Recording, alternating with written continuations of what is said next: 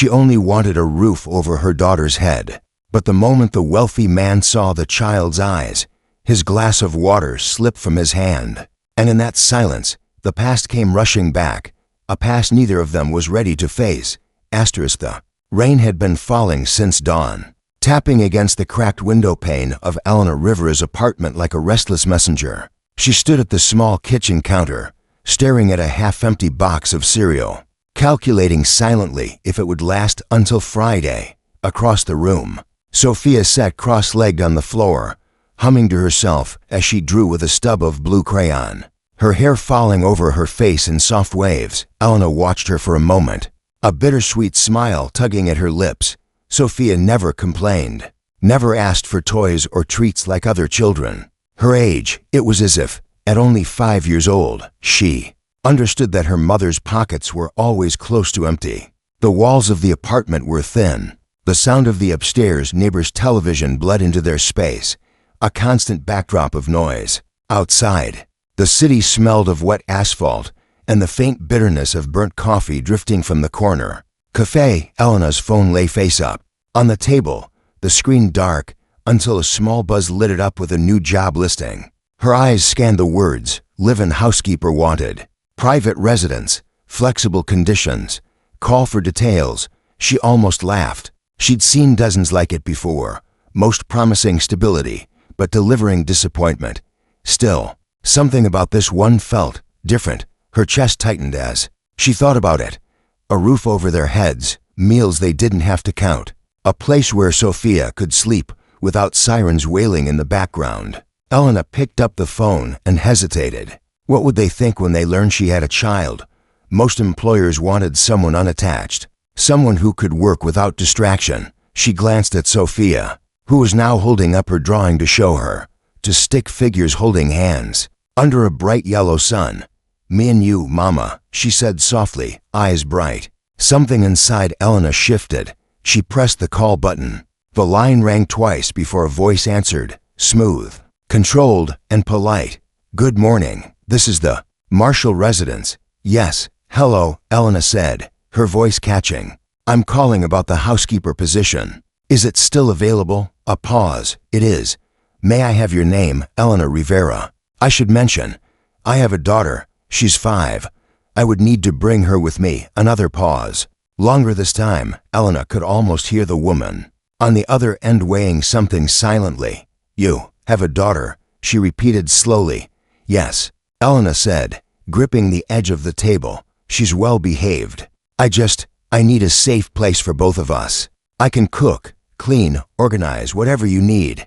I'm reliable. I work hard. The woman's voice was measured. Do you have any prior experience as a housekeeper? No, not formally. But I can learn quickly.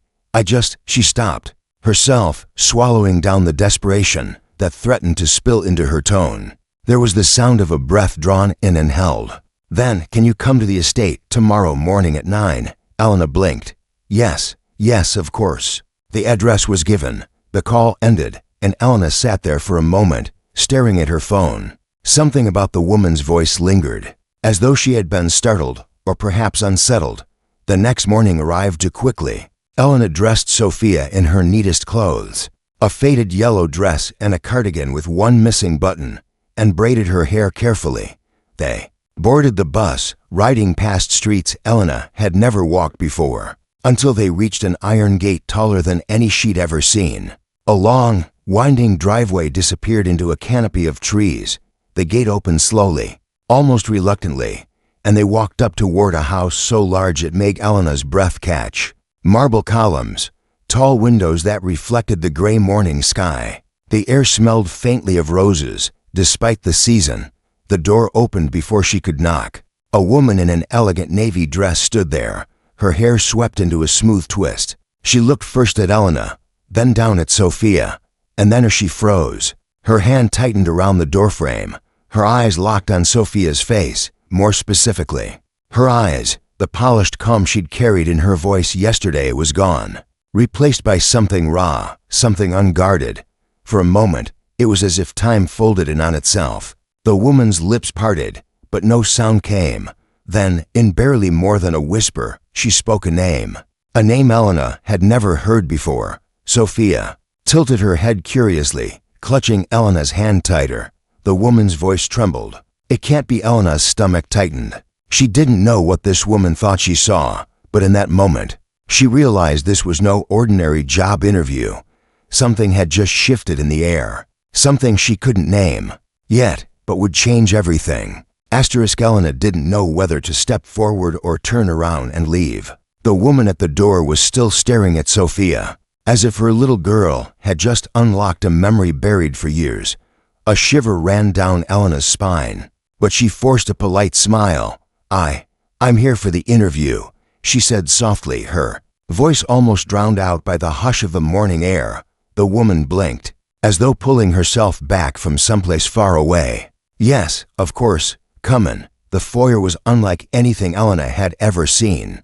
Marble floors polished to a mirror shine, a chandelier dripping with crystal, walls lined with oil paintings of people who looked like they belonged to another century. The house seemed to breathe its own kind of silence, heavy, almost watchful. Sophia's small hand fit snugly in Elena's as they stepped inside. Her daughter's eyes darted around, taking in the high ceilings, the soft rustle of curtains, the way the light fell through the tall windows like liquid gold. The woman led them toward a sitting room. "Please, have a seat. My name is Margaret." Her voice was steady again, but Elena noticed the way her gaze kept flicking toward Sophia, as though she couldn't help herself. Margaret asked the usual questions. Could Elena handle laundry, cooking, keeping the house in order? Did she have references? Could she work full days? Elena answered as honestly as she could, hoping her lack of formal experience wouldn't end the conversation. But the questions felt secondary. Margaret's attention was split, always drifting back to Sophia. At one point, Sophia met her gaze directly, and Margaret's breath hitched so subtly that Elena almost missed it. "Has anyone ever told you," Margaret began carefully, "that your daughter has the most extraordinary eyes?" Elena hesitated. "People mention it sometimes. They say she looks different." She brushed a strand of hair from Sophia's face. "Her father had light eyes. I guess she got them from him." Margaret's fingers curled around the edge of her teacup. For the briefest moment, Elena thought she saw something flicker in her eyes, recognition, maybe even pain. Before Elena could ask what she meant, the sound of footsteps approached. A tall man in a dark suit entered the room. His presence filled the space instantly, his features sharp and composed. He looked from Elena to Sophia, but when his gaze landed on the little girl, it stopped and stayed there. The air shifted, his jaw tightened, his eyes narrowing slightly, not in anger but in disbelief. He took one step closer, then another. As though drawn forward against his will, Sophia looked up at him, unafraid, her clear, bright eyes meeting his. The man froze, and in that moment, something passed between them, something unspoken yet powerful enough to make Elena's pulse quicken. Margaret broke the silence. "Charles, this is Elena Rivera. She's here about the housekeeper position." He didn't respond immediately. His eyes were still locked on Sophia. Finally, he turned to Elena. "Where are you from?" His voice was calm, but there was an edge beneath it, like a question loaded with more than curiosity. Elena felt her cheeks warm. "The city. We've lived here all our lives." Charles gave a small nod, though his expression didn't soften. He glanced back at Sophia once more, then said quietly, "Margaret, may I speak with you?" The two stepped into the hallway, their voices low but urgent. Elena caught fragments, impossible, too much alike. What if? And her unease deepened. Sophia tugged on her sleeve. "Mama, are we staying here?" Elena smiled faintly, though her chest felt tight. "I'm not sure yet, sweetie." A minute later, Margaret returned, her expression composed once more. "The position is yours if you'd like it. We'll arrange a room for you and Sophia. You'll start tomorrow." Elena blinked, stunned. She had expected a polite refusal, not an immediate offer. As they left the estate, walking back down the long driveway toward the bus stop, Elena couldn't shake the feeling that she had stepped into something far bigger than a job. Something about the way they had looked at Sophia, with shock, with recognition, made her uneasy. And somewhere, deep inside, She wondered if accepting this offer was the first step into a story she wasn't ready to hear, but would have no choice but to live. From the very first morning in the Marshall estate, Elena felt the difference in the air. It was as if the walls themselves were watching. The guest room they'd been given was more beautiful than any place she'd ever stayed. Crisp white bedding, soft rugs, sunlight spilling through tall windows. Sophia had her own little bed by the corner, and when she first saw it, she whispered, "It's like a princess room." Margaret had been polite, almost warm, but Elena noticed that her smiles toward Sophia lingered longer than usual, as if she were memorizing her face. Charles, however, was harder to read. He rarely spoke, yet whenever Sophia walked into a room, his attention shifted immediately, not in a way that frightened Elena, but in a way that made her wonder what exactly he saw when he looked at her child. On the second day, while Elena was folding laundry in the back room, she heard a gentle laugh coming from the garden. She peeked out and saw Sophia sitting at a small wrought iron table, coloring with an expensive set of pencils that definitely didn't belong to them. Across from her sat Charles. He wasn't speaking much, but there was a softness in his expression, a far cry from the stern formality he had shown Elena. When he noticed Elena watching, he didn't look away, but there was something in his eyes, like a silent question he wasn't ready to ask. That afternoon, Margaret offered Sophia a small pendant on a delicate chain. "For you," she said softly, fastening it around the little girl's neck. It was a tiny silver locket, its surface worn smooth. Elena started to protest. They couldn't accept something so fine, but Margaret only shook her head. "It belongs with her," she said, her tone almost reverent. Later that night, after Sophia had fallen asleep, Elena sat in the dim light and studied the locket. It was old, and when she opened it, she found a tiny photograph inside, faded with time, but clear enough to make out. A young woman with the same almond-shaped eyes as Sophia's. Her fingers tightened around it. She had never seen this woman before. The next day brought more unease. While dusting the library shelves, Elena overheard Charles speaking to someone on the phone in the adjoining study. His voice was low, but she caught enough to make her heart race. "I'm telling you, she's the image of her. Same eyes, same expression. If this is true, then everything changes. We need to be certain before we say anything." Elena's hands stilled on the feather duster. He wasn't talking about her, he was talking about Sophia. In the evenings, strange kindnesses continued. The chef prepared Sophia's favorite meals, despite Elena never mentioning them. The driver insisted on buying her a warm coat that fit perfectly. Every interaction felt less like hospitality and more like protection. But why, one evening, as Elena tucked Sophia into bed, the little girl looked up at her with sleepy eyes. "Mama, why does Mr. Charles always look at me like he knows me?" Elena brushed her hair back gently. "Maybe he just likes you, sweet pea." But even as she said it, the question burrowed deeper. How could a man they'd met only days ago look at her child with such recognition? That night, she dreamed of the woman in the locket's photograph. In the dream, the woman was reaching out, calling a name Elena couldn't quite hear. Her eyes filled with the same light Sophia's carried. When she woke, her pulse was racing, and a single thought wouldn't leave her mind. This wasn't a coincidence. Something bound this house, these people, and her daughter together, and Elena needed to know when it was before it swallowed them whole. Elena woke the next morning with the uneasy weight of her dream still pressing against her thoughts. The image of the woman in the locket wouldn't leave her, the same curve of the cheek, the same eyes that Sophia carried like a signature from another life.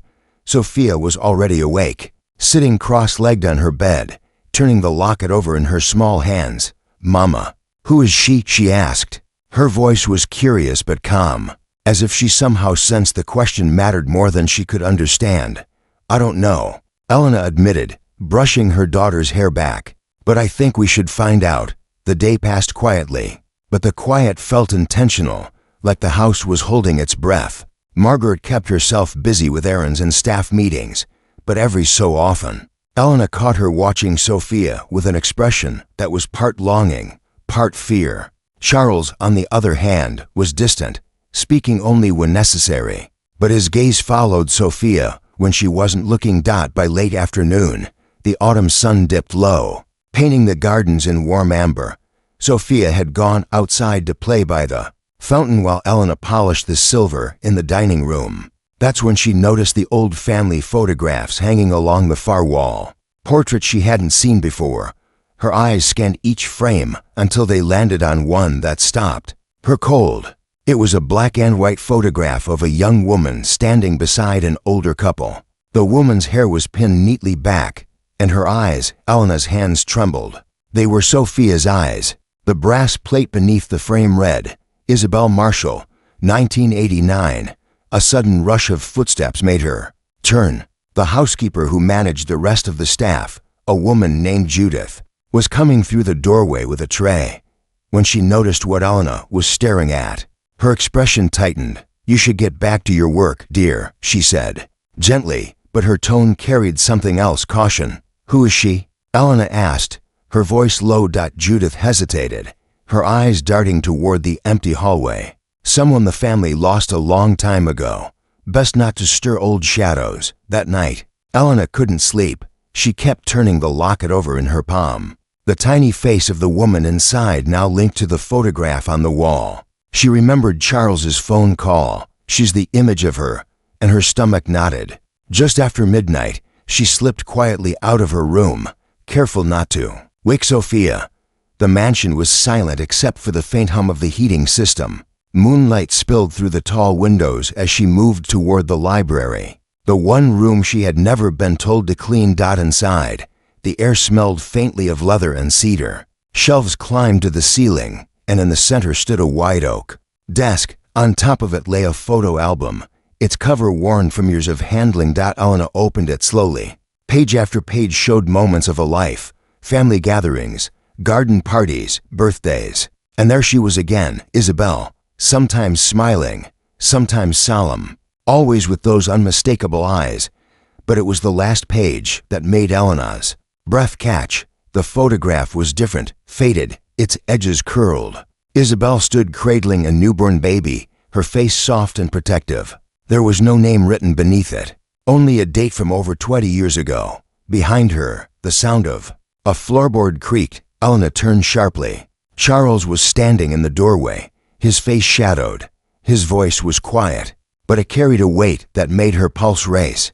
"You've been looking for answers." Elena swallowed hard, clutching the album to her chest. "I just want to know why everyone here looks at my daughter like they've seen her before." For a long moment, he said nothing. Then he stepped into the room, his gaze steady. "Because she reminds us of someone we lost, and someone we never stopped searching for." Elena's breath caught, but before she could speak, Charles's next words fell into the space between them like a key turning in a long-locked door. "There's a part of this family's story you were never meant to find, but now you're already in it." Elena's fingers tightened around the edges of the photo album. The quiet of the library seemed heavier now, as if the walls themselves leaned in to hear what Charles might say next. Sophia's steady breathing from down the hall was a distant comfort, but in this moment, Elena felt the distance between the life she knew and the one she was stepping into. Charles crossed the room slowly, his polished shoes soundless on the thick rug. His expression was unreadable, but his eyes, they carried something almost fragile beneath their control. He stopped on the other side of the desk, resting a hand on the worn leather cover of the album. "That woman you've seen in the photographs," he began, his voice low, "was my younger sister, Isabel. She was the heart of this family, strong, kind, a light in every room. But one night, she disappeared without a trace. No note, no goodbye, nothing." Elena felt a tremor move through her. "And you think Sophia?" She trailed off. Afraid of the implication, Charles didn't answer. Right away, he opened the album to the faded photograph of Isabel holding the newborn. "This picture was taken just before she vanished. We didn't even know she was expecting a child. She never told us who the father was, never let on that anything was wrong. And when she left, she took the baby with her." Elena's mind raced. "So you're saying," "I'm saying," Charles interrupted gently, "that Sophia has her eyes, her smile, the way she tilts her head when she listens. It's not just resemblance, Elena. It's identical. Too much for coincidence. A part of Elena wanted to dismiss it. People looked alike all the time, but she thought about the way Margaret had looked at Sophia from the moment they arrived. The way the staff seemed to offer small kindnesses without explanation. The locket with the photograph. And she knew this was more than a passing similarity. "Why are you telling me this now?" she asked, her voice barely above a whisper. "Because," Charles said, his tone tightening, "if I'm right, then someone out there knows she's here, and not everyone will see her as a blessing." The weight of his words settled deep in her chest. "What happened to Isabel?" His gaze darkened. "We searched for years, hired investigators, followed leads, but it was as if she had been erased from the world. There were rumors that she left because of a threat, that someone wanted to hurt her. She never reached out, never sent word, and eventually even the rumors stopped." Elena closed the album and pushed it gently toward him. "Sophia is my daughter. I've raised her since the day she was born. Whoever Isabel was, I don't know her, and I don't want my little girl pulled into something that could hurt her." "I understand," Charles said, though his eyes betrayed something else, determination. "But you also deserve to know the truth. And if I'm right, you've been living in the shadow of a story that began long before you ever knew it existed." Before Elena could respond, the soft creak of the library door drew both their attention. Margaret stood there, her hands clasped in front of her, her face pale. "It's begun again, hasn't it?" she said quietly, her gaze moving from Charles to Elena. Neither of them spoke. Margaret stepped inside, her voice trembling. "If she's Isabel's granddaughter, they'll come looking, just like before." A chill ran through Elena, sharper than the night air that seeped through the tall windows. She didn't know who they were, but the way Margaret said it made her certain of one thing: whatever had driven Isabel into hiding might now be coming for Sophia. The next morning, the mansion felt different. The air was tense, the staff quieter than usual, their conversations cut short whenever Elena entered the room. Even the sunlight streaming through the tall windows seemed muted, as though the house itself sensed something was coming. Sophia sat at the kitchen table, swinging her legs as she ate breakfast, completely unaware of the storm forming around her. Elena tried to smile and keep her voice light, but her thoughts were racing. She replayed Charles's words over and over. "Someone out there knows she's here. Not everyone will see her as a blessing." After breakfast, Charles asked to speak. With her in the study, the heavy double doors closed behind them, and for a moment, the silence pressed between them like a wall. "I made some calls last night," he began, his voice low. "There are people who still remember Isabel, people who cared about her, and there are others who had reasons to want her gone if they discover Sophia's connection to her. I can't guarantee they'll stay away." Elena's throat tightened. "So what do you want me to do? Leave? Disappear? Just like Isabel?" His jaw clenched. "If it keeps her safe, yes. But there's another option. We keep you both here, under the estate's protection. No one gets in or out without our say." Elena thought about the high gates, the guarded driveway, the sheer size of the property. Safety might be possible here, but at what cost? "You're asking me to trust you with my daughter's life when I've only known you for a week." Charles stepped closer, his voice steady but urgent.